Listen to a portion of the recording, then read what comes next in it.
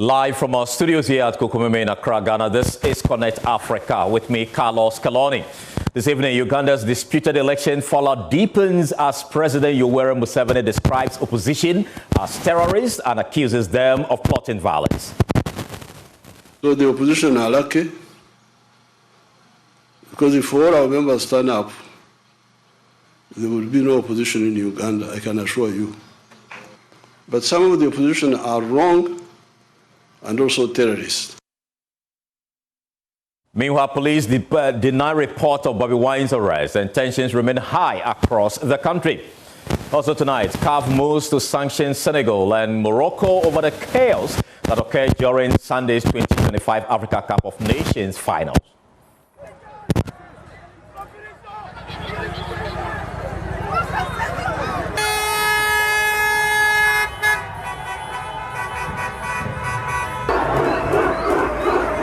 Well, we'll go into these matters shortly, but first, here's the news from around the continent.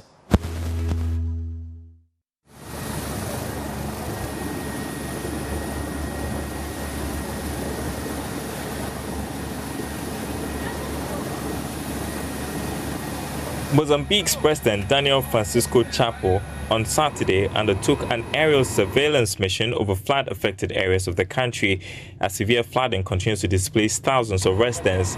President Chapo and First Lady Goita Selemani were aboard a helicopter that flew over submerged roads and farmlands to assess the extent of the damage. During the operation, another helicopter involved in the aerial mission carried out an impromptu rescue, airlifting stranded residents from flooded areas. The president later greeted some of those rescued. Chapo cancelled his planned trip to the 2026 World Economic Forum in Davos, Switzerland, opting to remain in the country to oversee response efforts. Authorities say more than 5,000 houses have been destroyed, with major roads cut off, placing nearly 200,000 people at high risk of displacement. More than 200 suspected members of an armed criminal gang in central Nigeria have been killed in an ongoing operation. Media officer for the Kogi state government said the large-scale multi-agency offensive started on Saturday and had also led to arrests without specifying the number. Footage shared with the BBC by the Kogi police, filmed from a helicopter, shows flames raging from one settlement in a densely forested area. South Africa has declared a national disaster over torrential rains and floods that have killed at least 30 people in the country's north, damaged thousands of homes and washed away roads and bridges.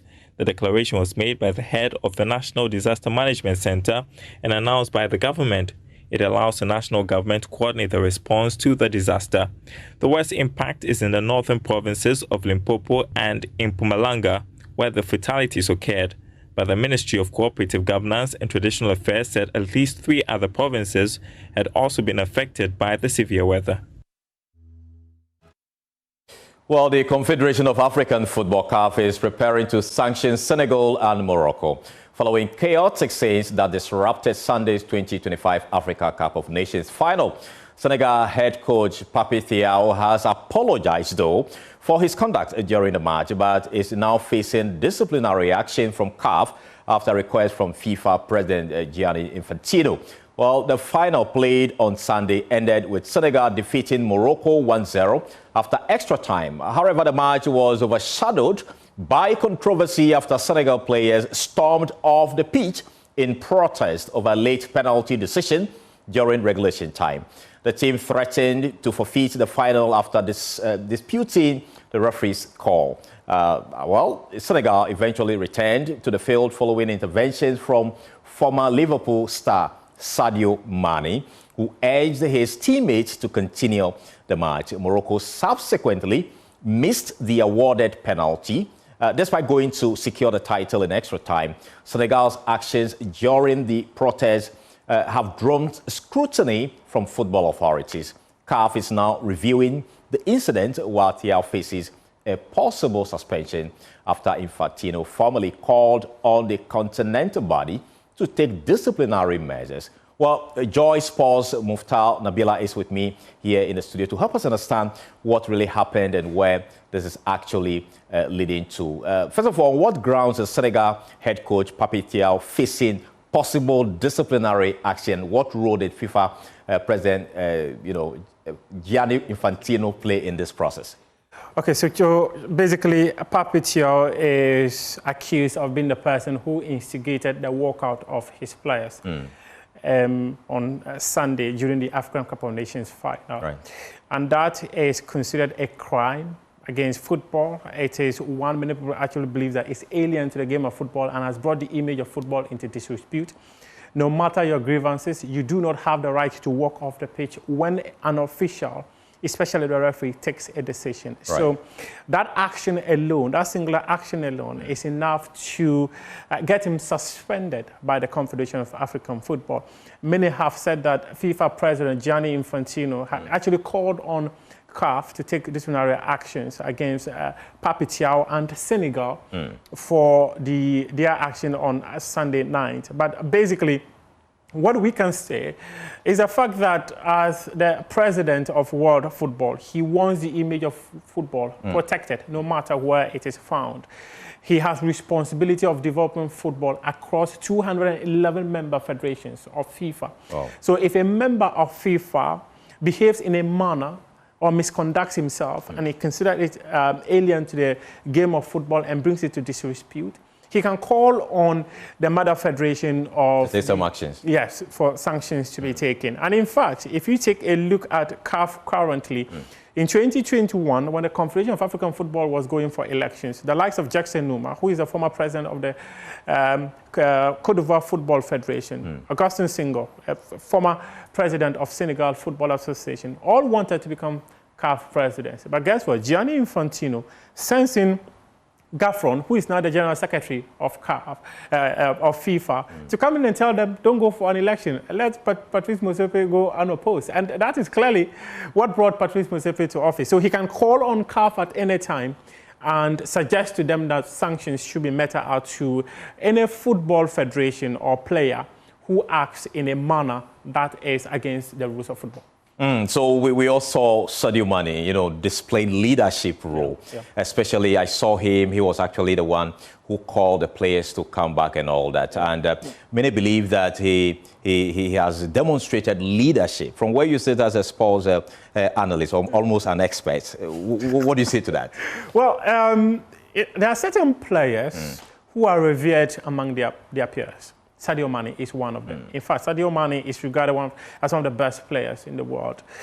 There was a moment where everyone lost their hearts, and they needed someone to step up and let them understand that the referee is a human being who can make a mistake. That decision that went against Senegal could have gone in favor of Senegal. However, it went against them. So he felt that at this point, we needed not to judge the referee. Let's get everyone back on the field. So he had a conversation with Claude Leroy, had a conversation with Alegi Diop, and they all agreed with him that, yes, everyone should get back on the pitch. And in fact, when he was calling them and they were even reluctant, he ran to the dressing room and called everyone to come back. And they came back. And guess what? Luck shined on them. Brahim Diaz missed the penalty. They went on to win the tournament, courtesy of a goal from Pape Gueye. So that is clearly what went in favor of them. Sadio Mane has demonstrated that he is a leader without the armband, and sometimes you don't need the armband to be a leader. Thank you so much. We'll keep our eyes on what will happen with regards to this particular issue. Well, let's take you to Uganda now, because President Yoweri Museveni on Sunday described members of the opposition as terrorists, accusing them of attempting to use violence to overturn the results of the country's recent presidential election, which secured him a 7th term in office. Museveni, who has ruled Uganda since 1986, warned the opposition against what he described as continued destabilizing actions, saying such moves threaten national stability. Well, addressing his political rivals, the president said Uganda must avoid the kind of instability seen in countries such as Libya, cautioning that security agencies were fully aware of alleged opposition activities and would prevent any attempt to undermine the state. So the opposition are lucky, because if all our members stand up, there will be no opposition in Uganda, I can assure you. But some of the opposition are wrong and also terrorists. Now, the plan everywhere was that where NUP is defeated, gangs with the pangas. You remember pangas? With the pangas should attack the polling station. And that's what they did. When Chivimba was defeated, they came with the pangas to attack the polling station, and they were shot. 7 of them were shot dead there with the pangas. We don't want our country to be like Libya. So all the traitors, this is free advice from me, that please stop what you are doing, because we know everything, and you will not do it. Either peacefully or unpeacefully, we shall maintain peace in Uganda. That's number one. We must end poverty in our homes, because it is that poverty which opens gate for all these other problems. Well, Ugandan police spokesperson Kituna Rusoke on Sunday dismissed report that opposition presidential candidate Robert Kyagulanyi Ssentamu, popularly known as Bobby Wine, has been arrested during this week's election, describing the claims as deceitful. The allegations are being made that Mr. Kyagulanyi Ssentamu, who is a presidential candidate, that he has been arrested and taken to, if you can have this phone, and that he has been taken to an unknown location. Some of these allegations are being paraded by his family members. What I would like to say is these are deceitful and insightful allegations intended to depict the security agencies of Uganda as brutal and violators of rights of a political candidate. They are untrue and unfounded. Mr. Kyagulanyi Ssentamu is at his home in Magere in Wakiso district. For our conversation tonight here on Connect Africa, we have Christina Okello. She's a French broadcast journalist in Paris, and Tendai Mbanje from South Africa. Thank you, ladies and gentlemen, for joining us here on Connect Africa. Let me begin with you, Christina Okello. From what you are seeing on the ground, how tense is the situation in Uganda as we speak, following President Museveni's remarks against the opposition? I mean, calling them as terrorists.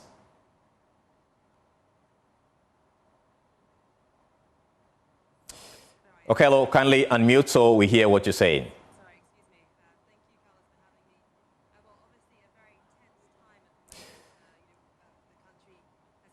A controversial election. We had this internet shutdown announced just days beforehand. I've been reporting the entire weekend, and we've been hearing reports of fatalities, casualties in Kampala. There are reports of gunshots, tear gas being fired just after the vote. But all of this has been taking place, in a climate of fear. It must be said, with communication lines being down. So. But I managed to speak to some witnesses who were describing to me, notably this tense situation in Butambala, in the center of the country. So the claim of Museveni that he's calling the opposition terrorists. This all stems from apparently an incident that took place in Butambala, the government saying that supporters of the NUP essentially attacked a polling station because they were unhappy with the result. The NUP candidate lost out to his rival, and apparently in retaliation his supporters attacked this polling station. But the candidate himself, Mr. Mohamed Kivumbi, he's obviously denying this, and he's saying that no, he has footage showing that one of his properties was attacked by security officers, and they essentially assassinated, in his words, 10 of his supporters. So we're having conflicting narratives of the government saying one thing, the opposition saying another, and all of this has been taking place in a blanket of an internet shutdown. So it's been very difficult to get accurate information. But from what I'm hearing, the atmosphere it's still very tense. On the day of the election itself, one voter I spoke to said, this is not an election. It's like we're at war. Obviously, he's referring to the heavy military crackdown, security officers everywhere in several different locations. And it must be remembered that the government, before these polls, also enlisted 10,000 police constables to also oversee this election. So it's been very very militarized campaign, and a lot of NGOs have spoken out against this, and unfortunately some of them have actually been shut down themselves. They were suspended just before these elections went ahead. Right. So even you as an international journalist, getting access to information from Kampala or other parts of Uganda was difficult for you. I believe you've had some conversations with your colleagues from the region.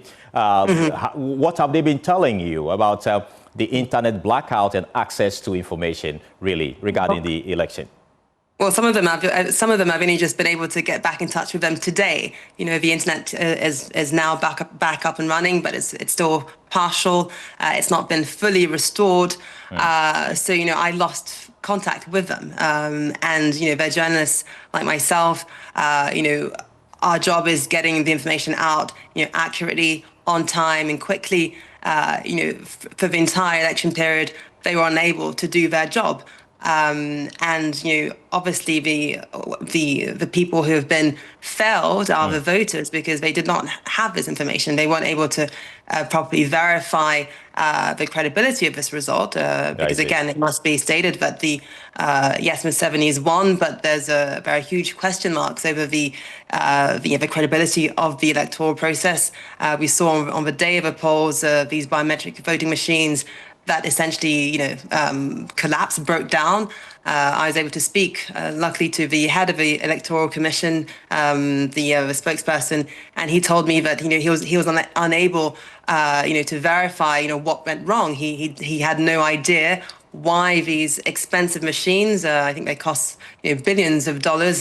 He was unable to tell me, pinpoint the result, the origin, the cause of this technical glitch, and this has aroused suspicion, from the opposition. They're saying, well, this is not normal.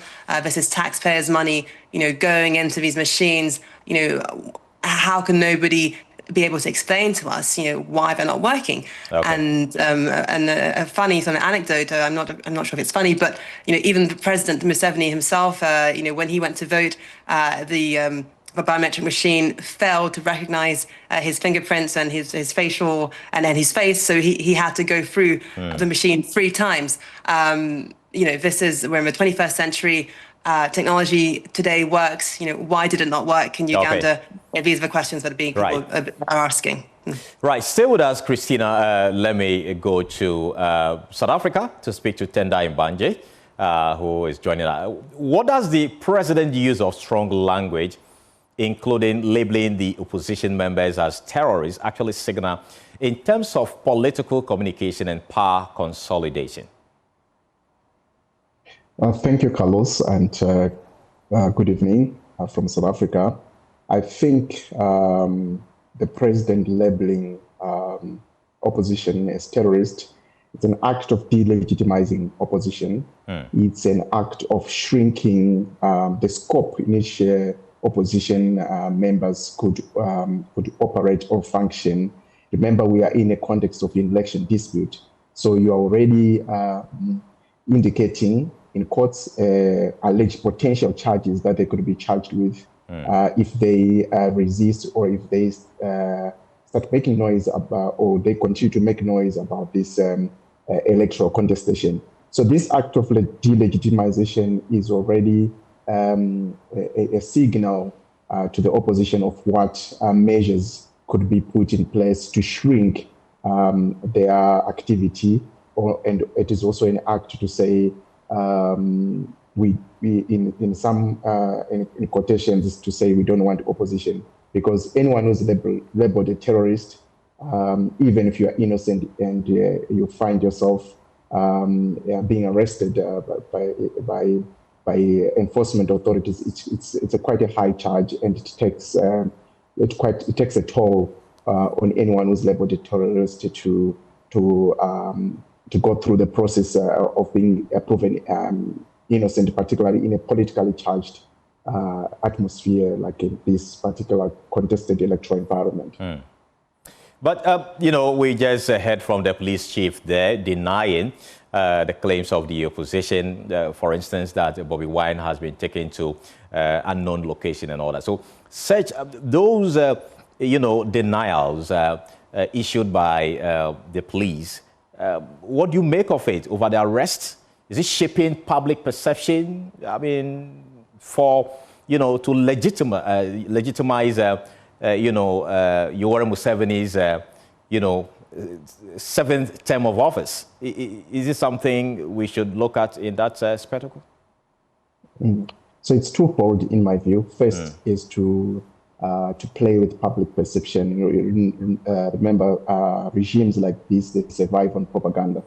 And at this stage, much of the media that is operating, having wider coverage is state media in Uganda at this stage where there's limited internet, like what my sister just said, that it's partially open. So state media and other state-controlled channels are the ones that are responsible for dissemination of information. So it's definitely propaganda.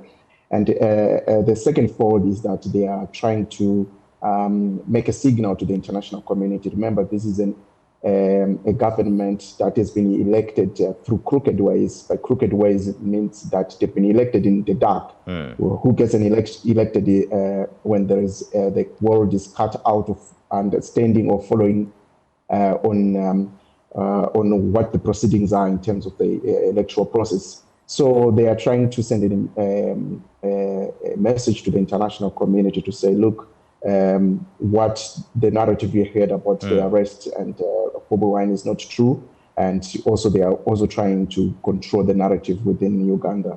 Right.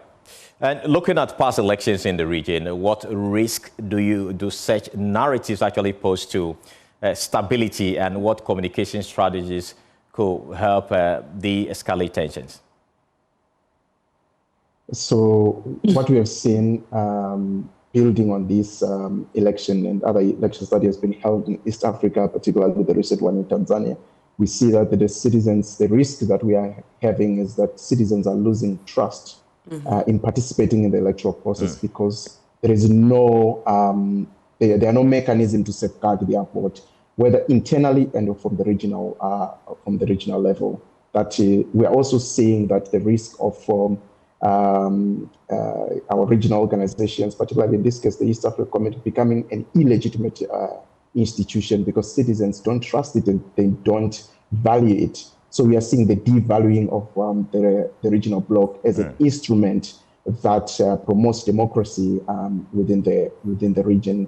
And also the other risk that we see is that, like what we have seen in Tanzania and what we have seen just now in Uganda, President Museveni's regime is breeding a ground for rebellion. Not that because when elections do not serve as a means for change of government, you give ideas to citizens who are desperate. An enemy can infiltrate and arm angry citizens or angry groups of people, and the country can be very much politically unstable.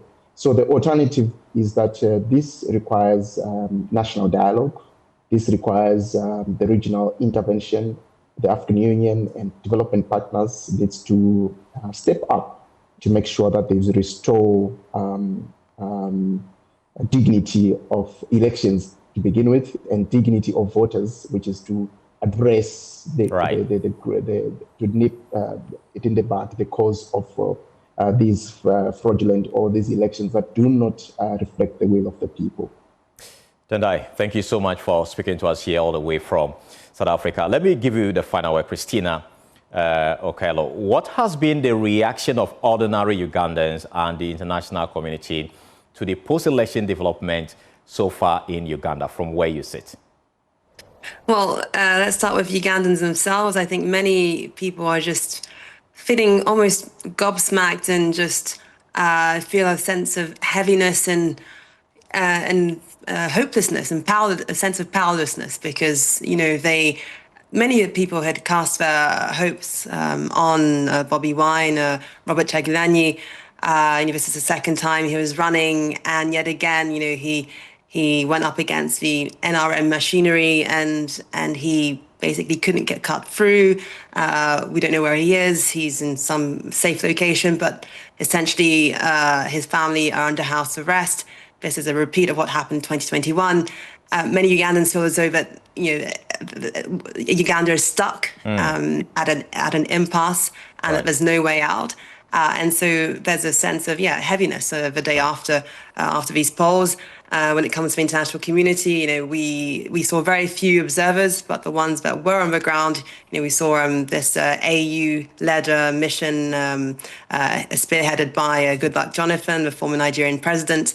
They've come out saying that these elections were relatively peaceful compared to what took place in 2021. But they did highlight, issues, regarding the internet shutdown, regarding the heavy military deployment. But they haven't, spoken out in severe terms calling for accountability. Right. So it's almost as if it's, business as usual, and Museveni's back in power, and life goes on. Okay. So yes, so just in a nutshell, the overall conclusion is that this is another deja vu, and Museveni 7 times, he's back again for a 7th time, and it's going to be the same old. Okay.